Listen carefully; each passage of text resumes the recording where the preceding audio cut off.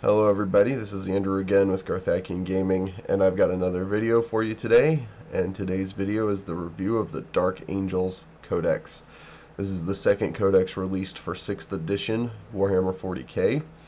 And I know it came out a few weeks ago, but I finally got my hands on a copy of it. I actually borrowed it from my friend Matt so that I could do this review for you guys. So what we're going to do is we're just going to look at some of the new stuff that's in this book that hasn't been in previous editions. I'll give you my ideas on some of the units. I'm not really familiar with Dark Angels all that much, so I mean, I've read through the Codex, but I don't have a lot as far as like good solid strategies for this army. I have a few ideas that I'll throw at you guys, and then you can, based on what I tell you today, you can come up with some of your own ideas. So let's just go ahead and get started. And first of all, as we can see, the book is in hardback, which looks like it's going to be the norm for all of the codexes coming out for the foreseeable future. So let's just go ahead and open it up here and take a look. Alright, so as usual, the first like 20 some pages of this book is all fluff. It talks about the background on the Dark Angels and their organization, and just a few select like Dark Angel stories. So it's actually 26 pages plus a picture, and then it goes into the rules. So for the army specific rules, they have combat squads, but the way combat squads work now is you have to declare that a unit is combat squadding before the deployment at the beginning of the game. You can't do it as that unit is being deployed. So it has to be a 10-man unit, and then you can split it into 2 5-man units. Both 5-man units can ride in the same transport, as long as the transport has room for them. But other than that, it works pretty much the same way it did before. They operate as 2 individual squads.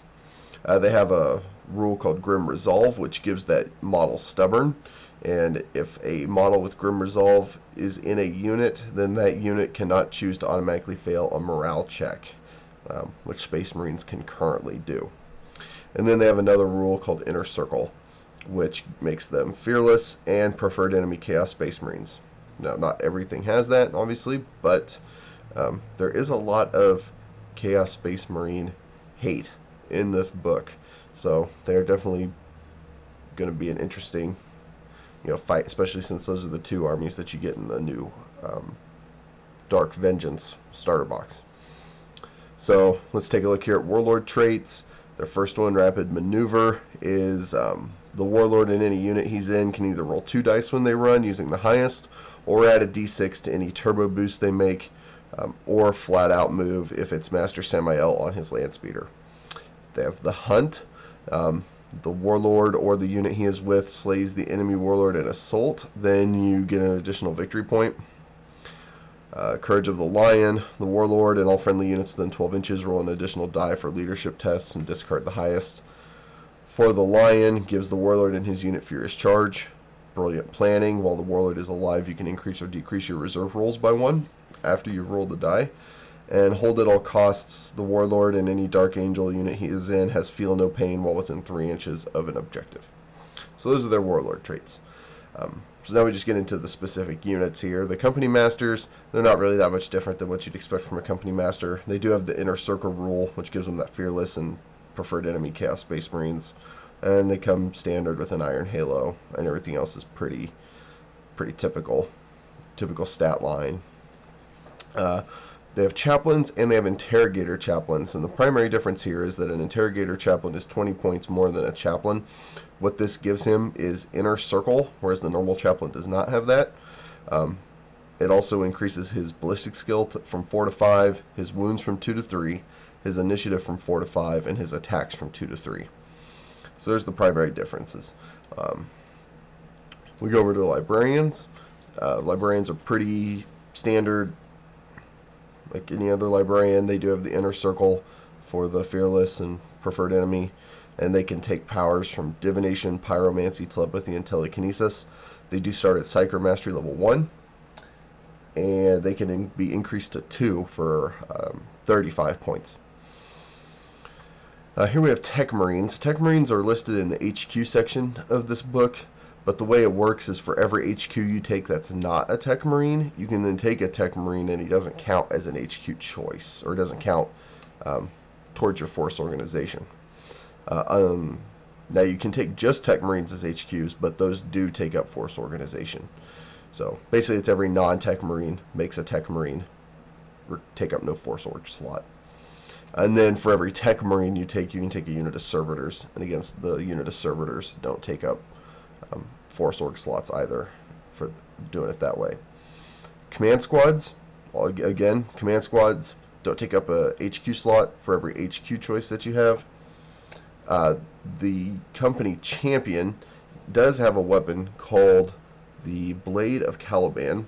Let me get to my notes here really quick on that. The Blade of Caliban is a +1 strength, AP3, unwieldy.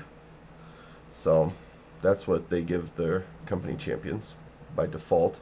The unit does have Grim Resolve, so they're stubborn and they can't choose to automatically fail morale tests. Let's see.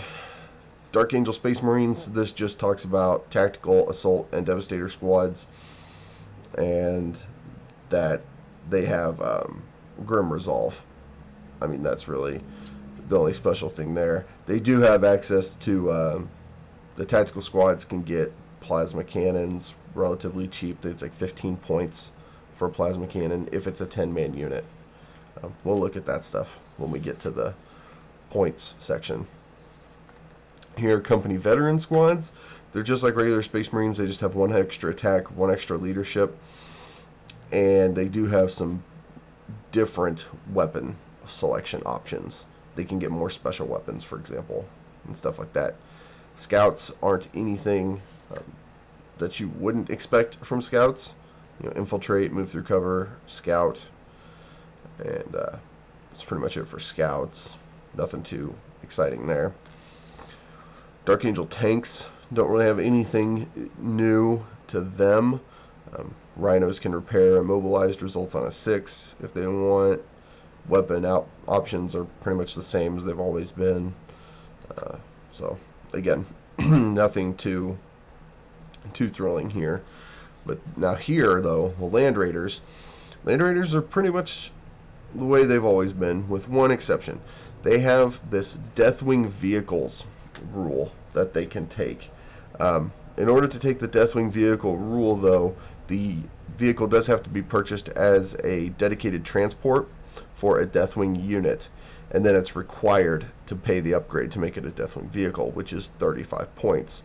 What that 35 points gives you, though, is preferred enemy Chaos Space Marine on that vehicle, and if it suffers a penetrating hit, you can force your opponent to re-roll the result on the vehicle damage table, but you have to keep the second result.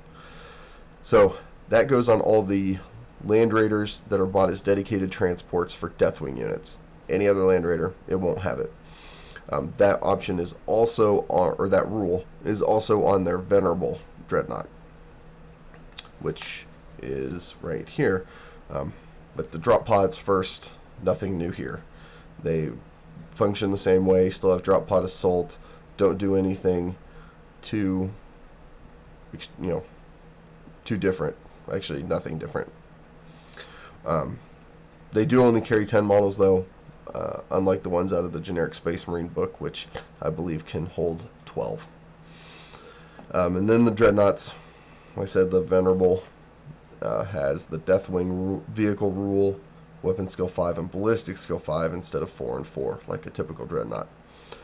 They do have some different options, though, for the Dreadnoughts. We'll look at that also when we get to that section. Okay, so here's the big thing here is Deathwing.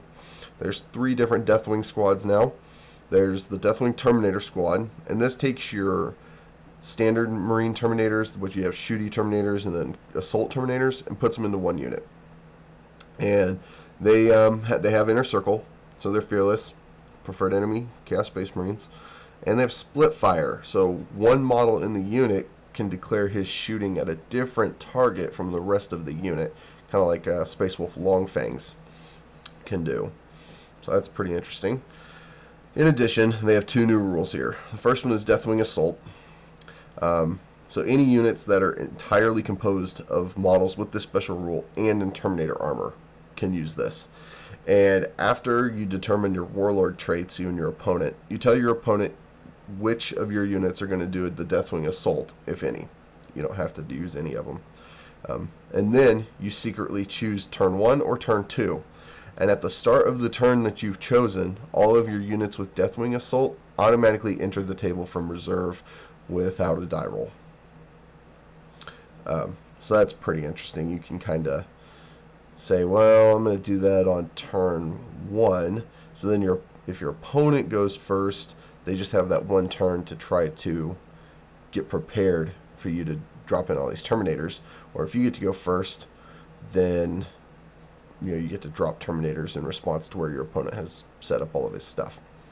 So pretty cool ability right there. In addition to that, they have Vengeful Strike, and any models with Vengeful Strike that have a ranged weapon, this does not include psychic powers, by the way, their ranged weapons are twin linked the turn they deep strike until the end of that turn. So you Deathwing Assault, you drop in a bunch of guys, and then those guys all have twin linked shooting attacks for a whole turn. So that's pretty cool. So that's your Deathwing unit, your standard Deathwing unit. You have a Deathwing Command Squad that you can take. This again doesn't use a Force Org slot as long as you have an HQ in Terminator Armor. Well, for each HQ in Terminator Armor, you can take a Command Squad. So like I said, they're also pretty much armed the same way as normal Terminators. The Apothecary does have an Orthesium, but the champion in this squad has a Halberd of Caliban.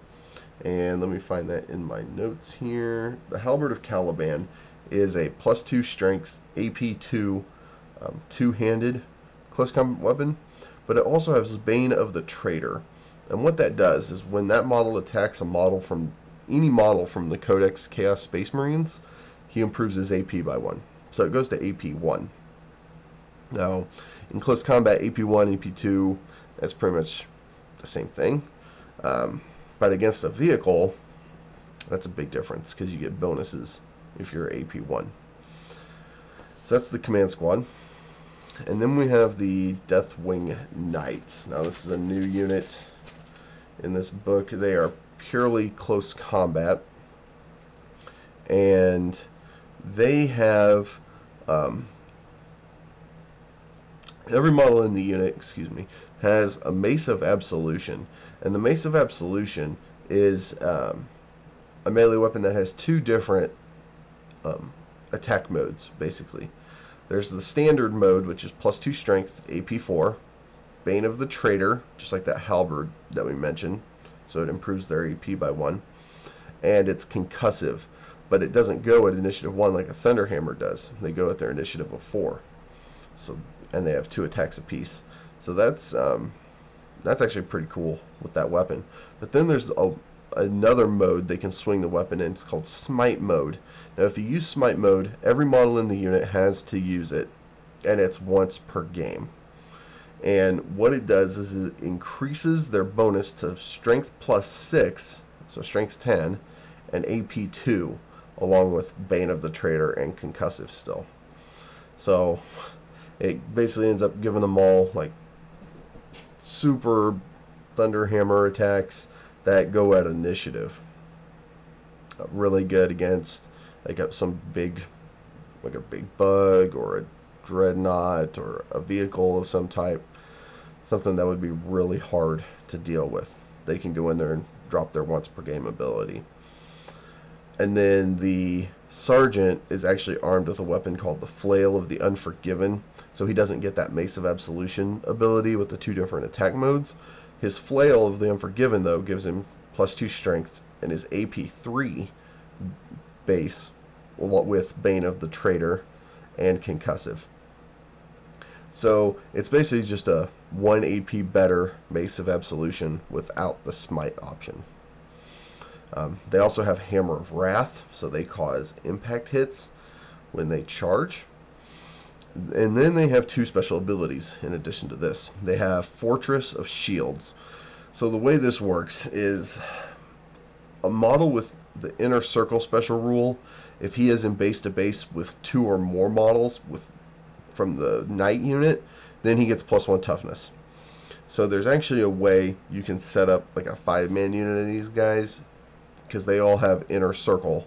So you can set up a 5-man unit to where they give each other all +1 toughness. And let me see if I can show you guys how that would work, just so you can see how you would set them up. Here, we'll use these paint pots with these bases on them. And let me just push the book up out of the way here. Yeah, you can see down here how I'm doing this. So say each one of these is a Terminator. So right now that guy is meeting the requirement. He is touching 2 other models that have Fortress of Shields, so his toughness is +1. So now we take this guy, put him right here. So now these 2 are touching him, +1 toughness. These 2 are touching him, +1 toughness. These 2 are touching him, +1 toughness. So those 3 are getting +1 toughness, but he's not just yet. So we take a 5th guy, put him back here, and now every one of those is touching at least two other models, so they would all have +1 toughness. Now you can do that with like the 3 guys facing your opponent and 2 behind, or you can turn it the other way and have 2 in front, 3 behind. You're probably going to want to put 3 in front, since they're close combat. The more guys you have up front, the better. So that's how you would set it up. And then if you have a like a special character that you want to protect instead, what you can do is you can bring this guy forward, move these guys back. Actually, you can't really fit a guy in there unless he's maybe on a small base, on a normal size base. He might fit in that gap. You'd have to test it out. I don't have actual 40k bases nearby right now to show you. But if you're more worried about protecting the character that you put in there and not so much the knights themselves, then yeah, you could fit a guy in there. Just put him in there, and now he's getting the toughness bonus so they can defend him. But yeah, that's how the Fortress of Shields works. Let me move these back over here. Their other special rule is you cannot hide. So any models with that special rule cause precision strikes on a hit roll of 6 in close combat, the same as like independent characters. So yeah, that's the Deathwing Nights. Now we get to the Raven Wing. So first you have Raven Wing Bikers. This unit can be 3 to 6 models. All of them have teleport homers. They have Grim Resolve, Hit and Run, and Scout. They also have the Raven Wing Combat Squad rule here, which I mentioned earlier. So if it's a 6-man unit of bikes, you can split it into 2 3-man units. The other thing they have here, which goes with their unit selection entry in the back of the further in the book, is they can add 1 attack bike to the squad, no matter how big the squad is. Then if it's a 6-man unit, they can add a Landspeeder to their squad, a standard Landspeeder, not one of the 2 special ones that they have in here.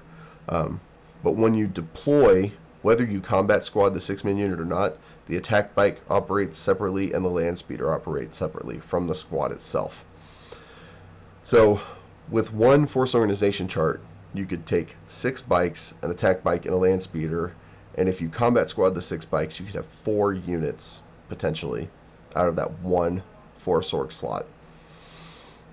So that's the bikes. Then there's the Black Knights, and the Black Knights are like specialist bikers, kind of like the Deathwing Nights. The difference here is that they are all armed with Corvus hammers, and let me see if I can find my notes on that. Yep, the Corvus hammer is a melee weapon that gives them +1 strength with no AP, but it's rending. So the whole unit has rending close combat attacks, and they have 2 attacks apiece. They also have Grim Resolve, Hit and Run, Scouts. They also have Skilled Rider. And then all of their bikes are also armed with a Plasma Talon. Now the Plasma Talon is an 18-inch range, strength 7, AP 2, gets hot, twin linked. Now I believe there's already been an FAQ or an errata for this book that's come out, and they gave them rapid fire. So I don't know if they took away any other abilities on them to give them rapid fire, or if they added rapid fire. But those are the Plasma Talons. So the whole unit is armed with those. So that's the Black Knight unit. And then you have Ravenwing Command Squads, which, again, if you have a guy on a bike, or in the case of Samael, if he's in his Landspeeder, you can take a unit of Ravenwing Command Squad. Doesn't count as a Force Orc slot. And then their champion has that Blade of Caliban, which was the unwieldy weapon from earlier on the normal Command Squad. So that's the Ravenwing bikes. Here we have their Landspeeders. They have the same basic Landspeeders as everybody else, but then they also have the Landspeeder Vengeance. And the Landspeeder Vengeance is actually a heavy support Landspeeder with a heavy bolter and the Plasma Storm Battery. And the Plasma Storm Battery is a weapon, has two different firing modes. It's got a burst mode, which is strength 7 AP 2, heavy 3, gets hot, and a charged mode, which is strength 7 AP 2, heavy 1, gets hot, large blast. So that's the Vengeance. And then their other new one is the Dark Shroud over here. Now the Dark Shroud just has a heavy bolter, standard, but the two special ability, and it has Scout, whereas the other two, all their other Landspeeders do not. The two special rules, though, for the Dark Shroud is Icon of Caliban, and basically that just gives a unit +1 assault results within 12 inches, and it doesn't stack with other Dark Shrouds. So you always count your combat resolution as 1 higher when within 12 inches of a Dark Shroud. And then they also have Shroud of Angels, which is friendly units within 6 inches gain stealth, and it doesn't affect the Dark Shroud itself. So that's the Dark Shroud. Alright, so next we have their two fighters. They have the Nephilim Jet Fighter and the Dark Talon. The Nephilim Jet Fighter has twin-linked heavy bolter, twin-linked las cannon, and 6 black sword missiles. And the black sword missiles are 36 inches, strength 6, AP 4, heavy 1, 1 use only. But it has 6 of them. It also has strafing run and unrelenting hunter. So when shooting at an enemy vehicle, it can choose to treat weapon destroyed results as immobilized results instead. So over here we have the Dark Talons.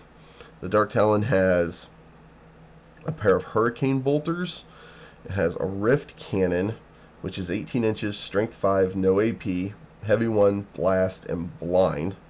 And then it has a stasis bomb. And the stasis bomb is strength 3 with no AP, heavy 1, bomb, large blast, 1 use only, and is a vast stasis anomaly. And what that does is if a unit is hit by it, they suffer -3 weapon skill and initiative until the end of the turn. So you can fly over something, drop a stasis bomb on it, and then bring in your guys for assault to really mop them up. Then it also has Hover Strike, and at the start of its movement phase it can declare if it's going to use Hover Strike that turn or not. If it does, then it changes its unit type to Skimmer until the start of the next movement phase, and it gains Strafing Run but cannot move except to pivot on the spot. So that is the Dark Talon. Alright, so now we go into special characters. So hopefully, as someone pointed out in my Chaos Codex review, I butchered one of the characters' names. So hopefully I won't do that again for this one, although I think I've got these pretty much figured out. So the first one we have here is Azrael. I don't think I took down any notes for... I did. Azrael allows you to take Deathwing Terminators and Ravenwing Bike Squads as troops. So you can take the bikes with teleport homers, fly across the table, next turn, drop Terminators around them, like Deathwing Terminators. and they're all troops. But what he has special is his Warlord Trait ability. He has to be your Warlord if you take him, and he can choose any Dark Angel Warlord trait instead of rolling for it. And he has Rites of Battle, so all models from this codex use his leadership for morale, pinning, or leadership while he's on the battlefield. So it's a leadership of 10. He does have 4 wounds, which is pretty nice. He does not have Eternal Warrior. I'll go ahead and tell you there's only one special character in this book with the Eternal Warrior, and that is Samael, the Master of the Raven Wing. And then he has several different unique pieces of war gear. There's the Lion Helm, which you'll have one of those little Watchers in the Dark models holding his helmet. And that model, you do put it on the table, but if it gets in the way, your opponent can't kill it or do anything to it.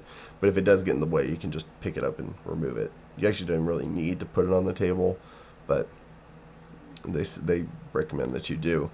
But what that just gives him a 4+ invulnerable save and the unit that he's in. So there's Lion's Wrath, which is his gun. It's a combi weapon, and it's 24-inch range, strength 7, AP 2, rapid fire, blind, gets hot, mastercrafted. That's the secondary plasma gun on the bottom of it. Protector is Artificer Armor, so 2+ armor save, and it gives him Feel No Pain, 6+. And finally we have the Sword of Secrets, which is +2 strength, AP 3, melee, mastercrafted. Doesn't do anything like over the top, but not too bad. So it does make him strength 6 in close combat, which is pretty good. So that is Azrael. Next we have Ezekiel, their Master Librarian. He has Artificer Armor and a mastercrafted bolt pistol. It's the only special, real special equipment he has. Then he is a Mastery level 3. He always knows Mind Worm, and then he generates 2 more powers from their standard options. And Mind Worm is 1 warp charge and is a focused Witchfire power, which has a 12-inch range, strength 4, AP 2. Assault D3, ignores cover, and Sap Will. And what Sap Will does is for each unsaved wound that a model suffers from Mindworm, that model's weapon skill, ballistic skill, initiative, and leadership are reduced by 3 to a minimum of 1 for the remainder of the game. So, yeah, that's a pretty good psychic power. Really helps take out some of those bigger targets, or if you can catch a real nasty character outside of a unit, then yeah, that can really weaken them. Then he has a couple of chapter relics down here, and the first one is the Book of Salvation. So long as he lives, all friendly Dark Angel units within 6 inches of him add 1 to their weapon skill. So it's not shabby at all. And then Traitor's Bane is his weapon, and it's just basically it's a 2-handed mastercrafted force weapon using his base strength and AP 3. So that's what his sword does. Over here we have Asmodai, their Master Chaplain, and the only special rule about him, from what I can see, is he has the Blades of Reason, and their strength of user with no AP, melee, instant death, specialist weapon. So it doesn't give him an extra attack for being armed with that and a Crozius Arcanum. He does not have any ranged weapon like a pistol or anything, so he would have just his flat 3 attacks at his base strength with no AP, but if he wounds you, it kills you. So that's really the only special thing about him. Okay, so here we go. We have Belial. Now, Belial does let you take Deathwing Terminators as troops, as you would expect, being the master of the Deathwing. In addition, he has he's a Terminator with a Teleport Homer on him. He has that Deathwing Assault and Vengeful Strike ability, but he also has a rule called Marked for Retribution. So his shooting attacks are precision shots on a 5+ instead of just a 6. In addition, he has Tactical Precision, where him and any unit composed entirely of models with the Inner Circle special rule that he has joined do not scatter when arriving by Deep Strike. So, yeah, you drop him in, and then you can use his Teleport Homer to drop stuff in around him. And his sword is the Sword of Silence, which is Strength of User, which is for AP3, Fleshbane, and Mastercrafted. So, he does have a couple of other options, though. You can, for free, replace his Stormbolter and his Sword of Silence with a Thunder Hammer and a Storm Shield. You can also replace his Stormbolter and sword with a pair of Lightning Claws for free. So if you're going shooty, I would say you keep him armed as is, since he has that 5+ Precision Strike, and having Vengeful Strike means he's twin-linked the turn he drops in. But he also, if you wanted to make him more of a, like an anvil, like him in a unit, then give him the Thunder Hammer and the Storm Shield. And if you want him to be part of like a hammer unit, or a Death Star unit, as people refer to it, maybe give him the Twin Lightning Claws. So, but that is Belial. And then we have Samael, and he is the master of the Raven Wing. Now, by default, he's equipped with, he's on a jet bike with a Teleport Homer. But for free, you can upgrade him to his Landspeeder, the Sable Claw. And his Landspeeder is front and side armor 14, rear armor 10, ballistic skill 5, just like his ballistic skill. And if you do that, his Landspeeder comes with a twin-linked assault cannon and a twin-linked heavy bolter. Now over here, he has some chapter relics. The first one is the Adamantine Mantle, and that's what gives him Eternal Warrior. The second one is Corvex. That's actually his jet bike. And it's fitted with a plasma cannon and a twin-linked Stormbolter. So if you keep him on his jet bike, he has those weapons instead. He also has a Night Halo, which gives him a 4+ invulnerable save. And if he is in Sable Claw, it grants the Landspeeder a 4+ invulnerable save.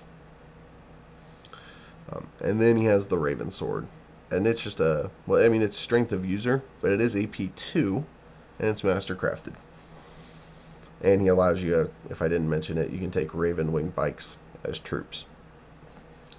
And that is it for their special characters. Now this gets into the Armory. Some of the things, they do have some new weapons in here that you haven't seen before. I'll just pick a couple of them really quick. Like the Avenger Mega Bolter. That can go on the Nephilim Jet Fighter. And it's a 48-inch range, strength 6, AP4, heavy 5. It's like a miniature version of the Vulcan Mega Bolters that are on Titans. Some of the other new weapons that they have, the Ravenwing Grenade Launcher. It has 4 different shots that it can fire. Frag shells, 24 inches, strength 3, AP6, blast, rapid fire. Crack shells, 24 inches, strength 6, AP4, rapid fire. Then they have rad shells, which are 12-inch range, strength 3, assault 1, blast, rad charge. And rad charge, if you hit an enemy unit with a rad shell, then every model in the unit has -1 to their toughness until the end of the turn. And that can affect their instant death threshold. Then they also have a 12-inch range stasis shell, which is assault 1, blast, and causes a smaller stasis anomaly than the stasis bomb. It's a -1 to weapon skill and initiative until end of turn, and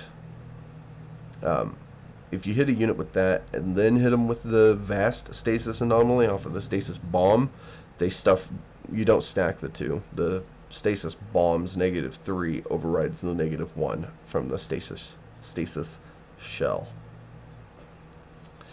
So those are some of their new ranged weapons that weren't mentioned earlier. They don't really have any melee weapons. We didn't go over some of the new war gear. There's a conversion shield, which is a 4+ invuln, and then at the end of any phase where that model successfully passed the invuln save, all models within a d6 inches of him must make a blind test, and friendly units can reroll this test. But basically, it's like a big blast of light whenever something hits it. And then they have a displacer field, which is a 3+ invulnerable save. And again, at the end of the phase where you've successfully made a 3+ invulnerable save, that model has to displace, which means he scatters a d6 inches. And if you would land on top of or within an inch of another unit or something impassable, you just stop him short. And in the assault phase, it happens at the end of the initiative 1 step, but before assault is calculated. And if it occurred there he'll teleport out, and then he has to pile back in. Then they also have an Improviser, which gives the unit night vision, but if they have to make a blind test, they're treated as initiative 1. Let's see, what else do they have over here? They've got the Prophetess Relic of the Unforgiven. Let's see. Models in a unit that includes a Prophetess Relic have the Adamantium Will and Fear special rules. There's a Porter Rack, and basically if the guy carrying the Porter Rack kills an enemy character in close combat, then the guy carrying the Porter Rack gains Fear and Preferred Enemy, and your army can use your opponent's teleport homers and locator beacons as if they were your own for the rest of the game. The Power Field Generator gives the model and all models, friendly or enemy within 3 inches of it, a 4+ invuln save. And that's it for special war gear. Their Terminator Armor, anyone wearing Terminator Armor gains Deathwing Assault and Vengeful Strike. I'm not going to go over all the rest of this, though, because there's like 5 different chapter relics, 3 different sacred standards, and just some other banners. Actually, one of the sacred standards I will mention is the Standard of Devastation. So if you're going to build a shooty Dark Angels army, and you're going to take just some normal Dark Angels with bolt guns, then the Standard of Devastation is pretty good because it gives all units within 12 inches of it, first of all, get to reroll morale and pinning tests. All 3 of these do that. But it also gives all friendly Codex Dark Angel units within 6 inches of the standard salvo 2/4 on their bolt guns. So if you don't know what salvo does, basically the model, if it moves, can fire the first number, which is 2, at half of the weapon's range. Or if they don't move, they can fire the second number, which is 4, at maximum weapon range. So you can lay down a ton of bolter fire that way. So yeah, let's just go ahead and, for sake of time, get to, and then they show you some of the models in here. And some of these new models are pretty cool looking, like the Deathwing Nights.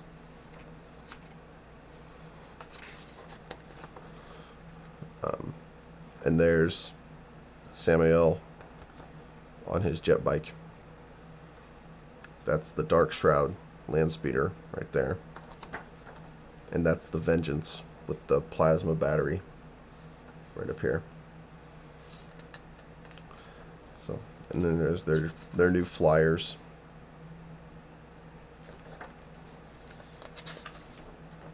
Okay. So here we have, let me see if I can zoom this in just a second here.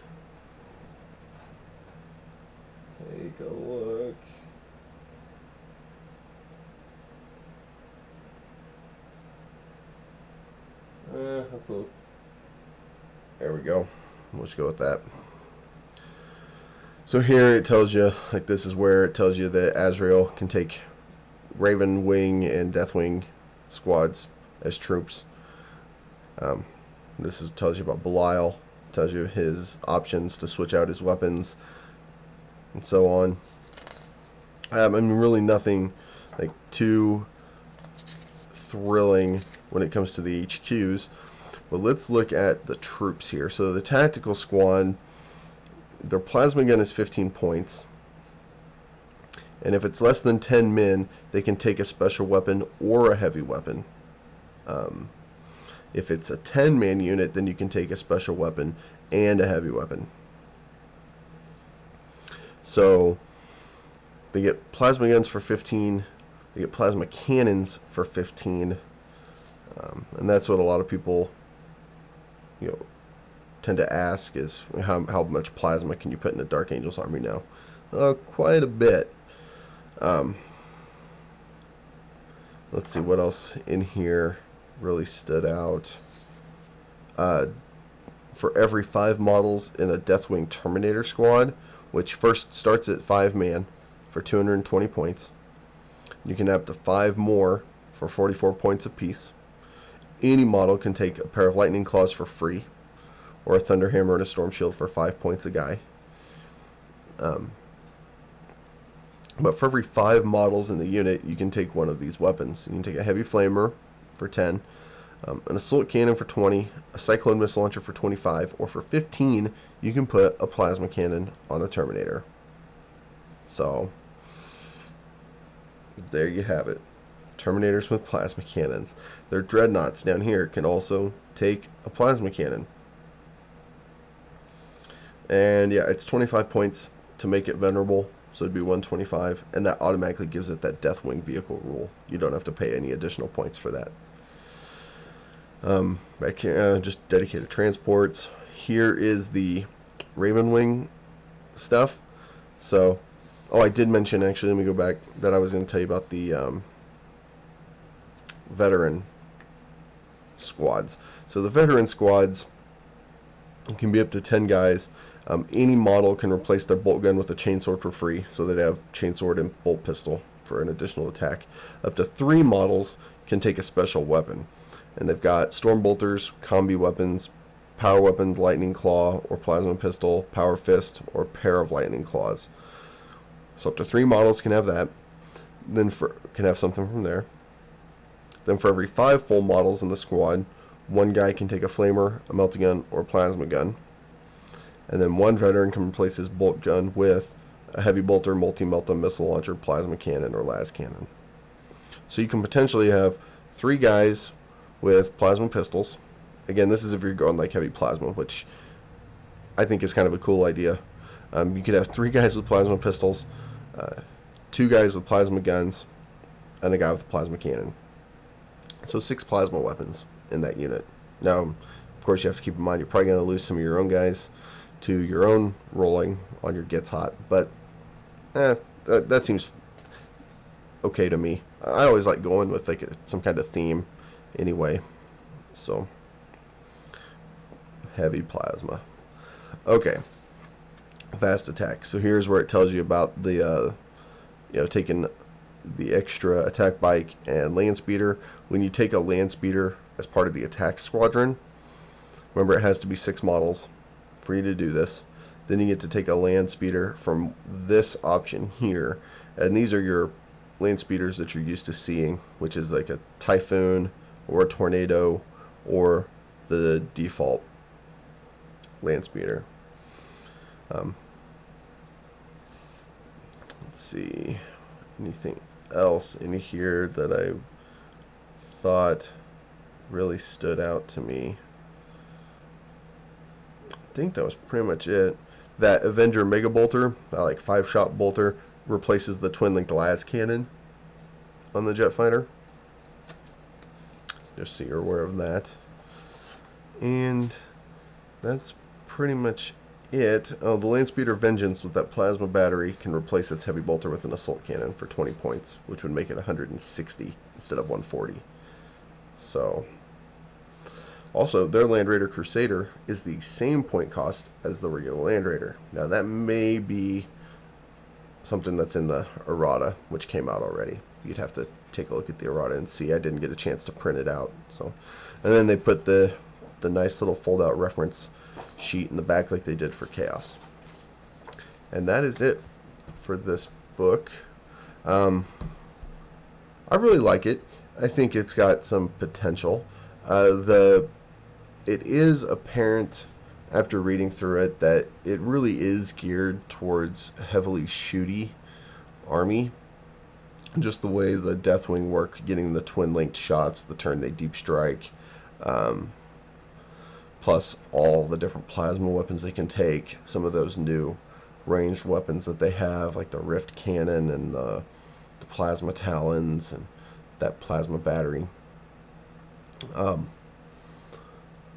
So I think that might be why when you look at some of the close combat weapons that they have in here, there's nothing that's like really just like blows your mind, so to speak.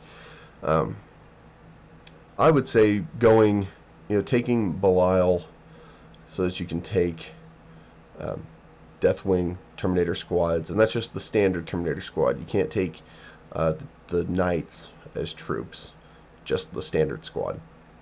I would say either doing that or going heavy Ravenwing with a lot of plasma, taking the Ravenwing Knights, which again, Samael doesn't let you take the Ravenwing Black Knights as troops, just your standard bike squadrons. But or if you want to mix the two together, go with Azrael. He'll let you take the Terminators and the bike squadrons as troops. And then you have some more synergy there with getting the bikes into position and using their teleport homers to get the Terminators in where you want them. So, a lot of cool options in here. I'm anxious to see I know a friend of mine who's got a pretty decent Dark Angel army. I'm interested to see him actually play it, hear from him, let me know how it plays.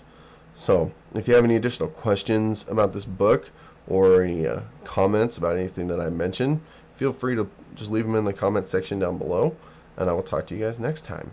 Bye.